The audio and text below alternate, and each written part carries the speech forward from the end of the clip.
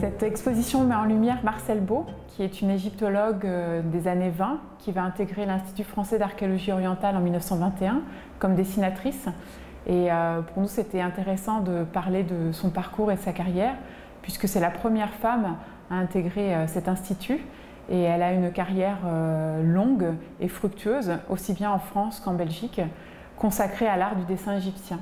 Alors la collection, le fonds Marcelle Beau, est pour notre musée un fonds un petit peu à part dans les collections d'archéologie, puisque notre musée traite essentiellement d'archéologie régionale.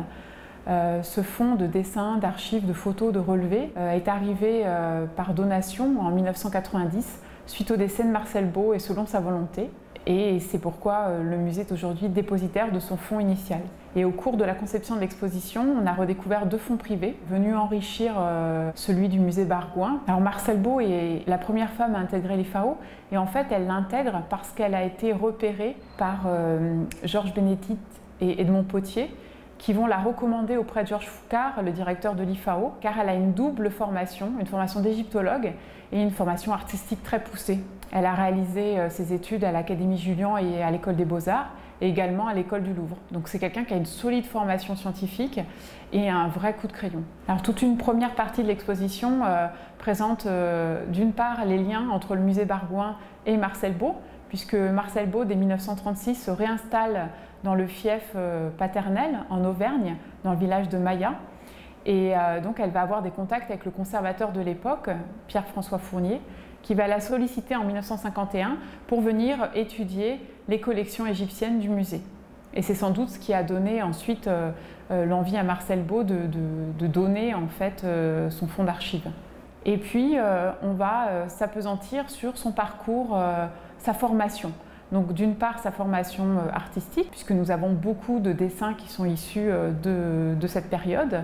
Également sa formation d'abord à l'École du Louvre et ensuite au Collège de France, à l'École des Hautes Études, pour lesquelles on conserve ses cahiers de cours et aussi des dessins qu'elle fait à cette époque. Et on va aussi rappeler son attachement à l'Auvergne. D'une part, les dessins qu'elle réalise des paysages auvergnats, mais aussi des auvergnats, plein de petits croquis de la vie quotidienne. Donc la seconde partie de l'exposition est consacrée vraiment à sa carrière en Égypte. Donc on va rappeler dans quelles circonstances elle arrive à l'IFAO en 1921, les missions qu'elle mène de 1921 à 1928 sur la rive ouest de Thèbes, dans les nécropoles thébaines. Donc elle est chargée par Georges Foucard de recopier les décors de ces tombes pour illustrer notamment les mémoires de l'IFAO, mais aussi pour valoriser le travail et les recherches de l'IFAO à travers des expositions qui auront lieu en France, mais aussi en Belgique ou à l'AID. Donc durant ces missions, elle réalise nombre de dessins, et notamment de 1921-1925, elle va s'intéresser en particulier aux dessins ébauchés dans les tombes. Ça l'intéresse parce qu'elle souhaite comprendre les codes de représentation et les techniques utilisées par les scribes pour mettre en place ces décors. Et ça va faire l'objet d'un mémoire de fin d'études de l'École du Louvre qu'elle soutiendra en 1929 et qui sera publié aux éditions de l'IFAO en 1935. Donc pour l'IFAO, elle réalise donc ses copies de tombes. C'est une copiste qui va illustrer et aider les égyptologues dans leurs travaux de recherche, mais elle va également être envoyée dans les musées, dans les bibliothèques, pour copier par exemple des objets égyptiens dans les musées européens, et aussi pour recopier les grands ouvrages d'égyptologie, par exemple le Lepsus, le Naville, les ouvrages de Champollion, qui vont servir à documenter les fouilles et les recherches. Elle va notamment travailler au musée du Caire, où elle va faire l'inventaire des photographies, des rapports, des documents, pour servir aux articles et aux rapports.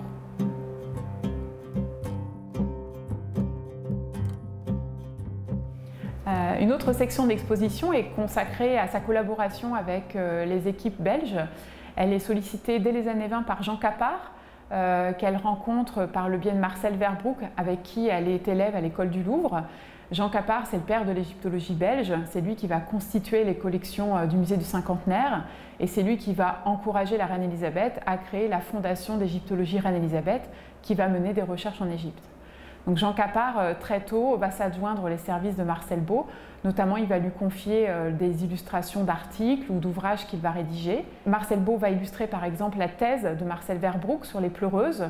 Mais il va également lui faire des grandes commandes, comme la reconstitution de la tombe de Nacht pour le musée du cinquantenaire, et également la reconstitution de la tombe d'Amenmose pour le Brooklyn Museum de New York, pour lequel il est conservateur conseiller. Donc c'est vraiment une collaboration et une amitié très très forte qu'ils vont avoir jusqu'à la fin de la vie de Marcel Verbaud et de Jean Capart. Dans une autre section, nous abordons les recherches personnelles de Marcel Beau qui sont consacrées donc à l'art et la technique du dessin égyptien, avec les codes de représentation, l'organisation du travail. Donc elle va développer la théorie de la géométrie descriptive. Elle va expliquer que l'art égyptien est un art profondément intellectuel qui ne cherche pas à représenter ce que l'on voit, comme on le fait dans l'art occidental avec la perspective. Donc elle va décortiquer ces techniques de dessin à travers des exemples, à travers une masse documentaire qu'elle va récolter tout au long de sa vie. Et en 1978, elle va éditer un dernier ouvrage, Le caractère du dessin égyptien, qui est vraiment la synthèse de ses recherches. L'exposition est aussi jalonnée de focus pour contextualiser en fait son parcours, la recherche égyptologique à l'époque. Donc on va aborder par exemple les pionnières de l'égyptologie, ces femmes qui ont compté dans l'histoire de l'égyptologie et que l'histoire a parfois oublié. Nous allons parler aussi du rôle des scribes dans l'Égypte ancienne ou encore du rôle des copistes dans la recherche archéologique. Voilà, donc c'est tout un ensemble de jalons et de contextualisation qui aident le visiteur à trouver des repères.